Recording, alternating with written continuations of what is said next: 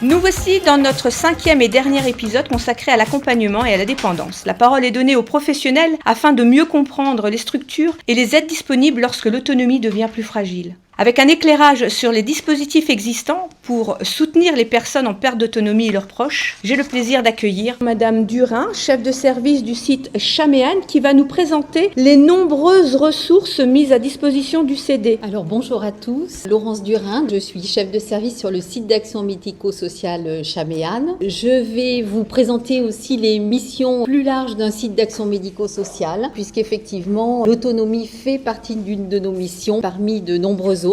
Le site d'action médico-sociale Chaméane fait partie des 10 sites d'action médico-sociaux qui couvrent le département de la Nièvre et il met en œuvre les politiques médico-sociales du département. Les professionnels accueillent, orientent et accompagnent des personnes de la petite enfance au grand âge. Donc on couvre un territoire d'intervention sur les communes périphériques à Nevers. Donc on intervient sur les communes de Coulanger-Nevers, Marzy, Fourchambault, Pouglézeau, Garchizy, Germigny-sur-Loire et bien sûr Varennes-Vauzelles. Notre équipe, elle est composée de travailleurs médico-sociaux, donc d'assistantes sociales, d'éducateurs, d'infirmières puéricultrices, de psychologues, de travailleurs médico-sociaux en gérontologie handicap et pour assurer le fonctionnement de personnel administratif. Les missions principales, on va quand même balayer au-delà de l'autonomie. On est sur des missions de prévention avec la protection maternelle et infantile, où il y a médecins, sages-femmes, puéricultrices et assistantes sociales qui accompagnent des femmes enceintes, assurent le suivi médico-social auprès des enfants de moins de 6 ans. On a la mission de la protection de l'enfance qui est au sens large, avec des équipes pluridisciplinaires pour accompagner à la parentalité, soutenir la gestion budgétaire et prévenir les situations de précarité et de risque pour l'enfant et sa famille. Des éducateurs qui interviennent pour assurer le suivi des enfants confiés à l'aide sociale à l'enfance et la mise en place d'aide éducative à domicile. On est aussi sur le champ de l'insertion sociale, socio-professionnelle et par le logement. Donc c'est l'accompagnement des bénéficiaires du revenu de solidarité active qui sont accompagnés par les assistantes sociales de secteur. Il y a une autre prestation aussi qui peut leur être attribuée, c'est l'accompagnement global et là on est sur un accompagnement d'un travailleur social d'insertion avec France Travail. On a également nous l'accompagnement social personnalisé et budgétaire qui est proposé pour lutter contre la précarité, l'exclusion et le surendettement et nos 3 assistantes sociales interviennent sur Varennes-Vauzelles, sur le stand, Brigitte Alex, Sabine Maury et Pauline Lamont. Un travailleur social aussi en accompagnement budgétaire, Anne-France Suzeau, qui intervient sur la commune. L'autonomie, évidemment, et les personnes en situation de handicap et personnes âgées, c'est aussi un public qu'on touche et qu'on côtoie. Et c'est le sujet qui nous intéresse particulièrement aujourd'hui. L'objectif, c'est de permettre le maintien à domicile des personnes âgées et ou handicapées dans les meilleures conditions avec la mise en place d'aides adaptées à domicile, des aides humaines, des aides techniques, du téléalarme. C'est le travailleur social en gérontologie handicap Caroline Herné-Molza qui est également sur la table du conseil départemental et l'équipe administrative qui est présente aussi dans l'assemblée, donc Muriel Fried-Perdon et Céline Moussy qui instruisent et évaluent les demandes de prestations de compensation du handicap qui sont demandées auprès de la maison départementale pour les personnes handicapées. Et là, il s'agit d'aides financières destinées aux personnes en situation de handicap pour compenser les conséquences de leur perte d'autonomie. Et on a l'allocation personnalisée à l'autonomie pour les personnes âgées et c'est permettre à une personne de plus de 60 ans qui est en perte d'autonomie de continuer à vivre de manière la plus autonome possible dans son environnement habituel. Alors des aides peuvent également être apportées pour des personnes vivant en établissement ou en accueil familial avec l'attribution de l'aide sociale pour la prise en charge des frais liés à l'accueil en structure. Et là, les dossiers sont instruits par une cellule départementale d'aide sociale qui se situe à Nevers.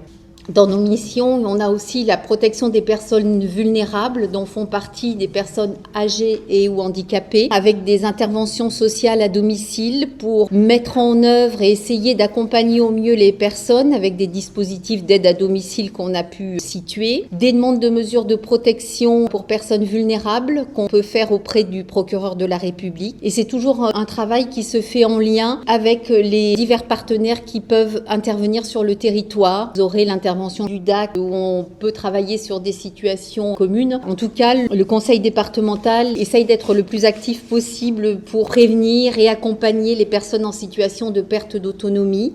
Donc le site d'action médico-sociale Chaméane, il se situe 10 impasse des Ursulines à Nevers. Et effectivement, après, il y a des permanences délocalisées sur toutes nos communes pour permettre un accès facile aux usagers, et des visites à domicile constituent l'essentiel des missions des différents travailleurs médico-sociaux. Merci beaucoup. Est-ce qu'il y a un numéro de téléphone auquel on peut téléphoner pour avoir les assistantes sociales ou avoir un rendez-vous avec un travailleur social? Alors le téléphone, c'est le 03 86 71 88 60. Merci beaucoup de votre intervention. Eh bien, je vais terminer avec Madame Gaëlle Tabordé. Bonjour mesdames, Madame Albert, Madame Joly et Madame Tabordé. Je suis heureuse donc de vous accueillir aujourd'hui et vous allez nous présenter la belle association dont vous faites partie, l'association Émeraude. Madame Tabordé, vous êtes la directrice du DAC qui est hébergée dans l'association. Le DAC en fait est porté. Voilà. Le DAC est porté par l'association Émeraude. Et est-ce que vous pouvez développer toutes les actions et toutes les missions de l'association Émeraude pour les seniors et leurs familles? Bonjour à tous, je suis Gaëlle Tabordé, la directrice du DAC 58 et je suis accompagnée de Céline Joly, de Sophie, qui sont deux coordinatrices de parcours au sein du DAC 58. Alors qu'est-ce que c'est que le DAC 58 ? C'est un dispositif d'appui à la coordination. Il est porté par l'association Émeraude 58 qui est située à la Charité-sur-Loire. Le but d'un dispositif d'appui à la coordination, ça va permettre de simplifier l'accès aux soins pour les particuliers et en même temps de simplifier aussi les démarches des professionnels de santé. Le DAC 58 va permettre aux différents professionnels de santé de faire appel à des référents, coordonnateurs de parcours, qui vont pouvoir accompagner les patients, les particuliers qui sont dans des situations complexes. On va pouvoir coordonner et proposer des solutions qui sont davantage adaptées à la situation et à la complexité du patient. Nous avons une équipe pluridisciplinaire avec donc des coordonnateurs de parcours qui sont soit travailleurs sociaux, soit infirmiers coordonnateurs. Nous avons aussi des psychologues, des gestionnaires d'appel. Nous avons aussi un temps de médecins coordonnateurs pour nous appuyer dans les situations qui ont le plus de problématiques médicales.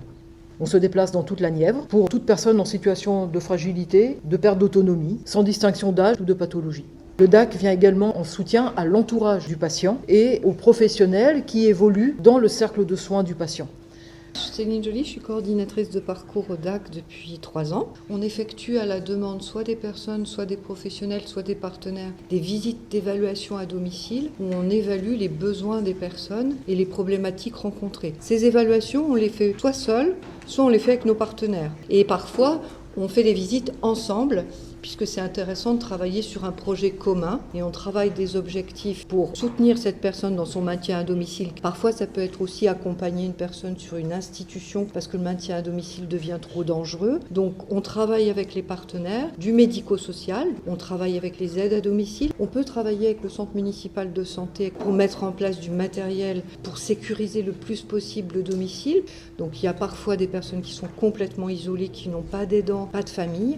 Si ces personnes-là sont seules, on les entoure le plus possible, on est très vigilant. Donc il y a plusieurs possibilités. Soit ce sont les professionnels qui détectent et qui vous alertent sur une situation qui risque de s'aggraver, soit la famille vous avertit ou vous alerte parce qu'ils sont inquiets pour leurs proches, ou la personne elle-même qui vous sollicite parce qu'il sent que sa situation lui échappe. Mais Émeraude 58 n'est pas que le dispositif DAC, il y a aussi d'autres palettes de cette association comme les soins palliatifs. Est-ce que je me trompe ? Exactement, en fait, Émeraude 58 est une association qui est notre entité juridique et qui porte 3 services. Donc vous avez le dispositif d'appui à la coordination, l'équipe mobile de soins palliatifs qui évolue aussi sur tout le territoire de la Nièvre et en même temps on est un organisme certifié Calliope et Datadoc pour la formation.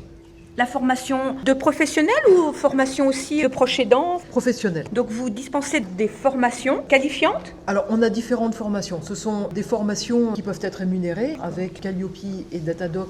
Vous avez ensuite différentes thématiques. Vous pouvez avoir des thématiques juridiques, des thématiques médicales, des thématiques sociales. Et on a tout un panel. Vous pouvez aller directement aussi sur le site d'Emeraude 58 pour pouvoir avoir un maximum d'informations sur l'ensemble en fait, des thématiques qui sont proposées.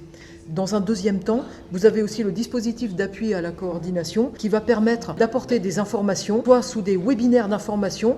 Nous avons aussi des conférences débats que nous organisons 2 fois dans l'année. Et on a des formations qui sont réalisées aussi par Emeraude 58 sous forme de webinaires. Et par rapport au volet des soins palliatifs, vous intervenez dans les structures médicalisées ou chez la personne. Ça se passe comment? Alors nous, on est équipe DAC, on n'est pas équipe EMSP. On a certaines de nos collègues qui sont plutôt de professionnels soignants, infirmières, qui font une partie DAC, une partie équipe mobile de soins palliatifs. Les soins palliatifs, c'est soit la demande des familles ou des personnes elles-mêmes qui ont une pathologie évolutive et qui ne sont plus traitées de manière curative par une équipe de santé. L'équipe mobile peut intervenir pour aller évaluer les symptômes d'inconfort de la personne. Mais ça peut être aussi des EHPAD qui font appel à nous, ça peut être aussi des foyers logements, d'autres structures qui veulent avoir comme un avis, un regard un peu d'expertise sur l'accompagnement sur les soins palliatifs. Donc c'est plutôt des situations très complexes. Quand on fait appel à nous sur une situation, on appelle nos collègues du conseil départemental pour voir si elles connaissent aussi la situation. Quand on peut, on organise une visite ensemble, sinon on essaye de se faire des transmissions pour voir quelles sont les priorités et les urgences. Merci pour cet échange, merci pour cette présentation là aussi très complète. Face à la dépendance et aux situations complexes, il est essentiel de rappeler que les solutions existent, autant pour les personnes concernées que pour leurs proches. Pour plus d'informations, n'hésitez pas à demander des informations complémentaires à votre CCAS à l'espace Jean Moulin. Ce podcast spécial Journée d'accès aux droits 2025 dédié aux personnes de 60 ans et plus touche à sa fin. Un grand merci à tous ceux qui ont contribué à sa réalisation. Notre objectif reste le même, vous informer, vous accompagner et vous donner les clés pour avancer dans vos démarches. N'oubliez pas, de nombreux professionnels sont à vos côtés, n'hésitez pas à les solliciter. Belle et heureuse journée à vous.